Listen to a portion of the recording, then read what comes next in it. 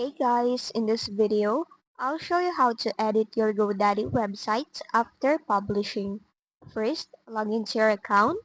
Now, on the right side, click on your name, then go to your product section.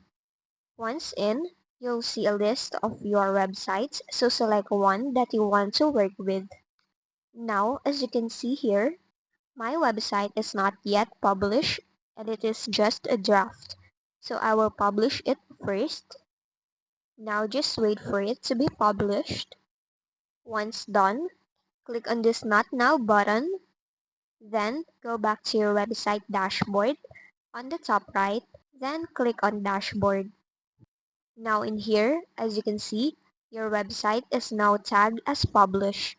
Then you can simply click on Edit Websites, as you can still edit it after publishing. And it will take you to your website editor where you can go ahead and customize it or edit it to your liking. Here, you can still change its contents and add in elements if you'd like to.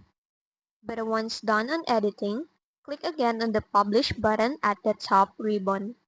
By publishing it again, it will save the changes you've made. And that's just basically it. That's how you edit a website after publishing in GoDaddy.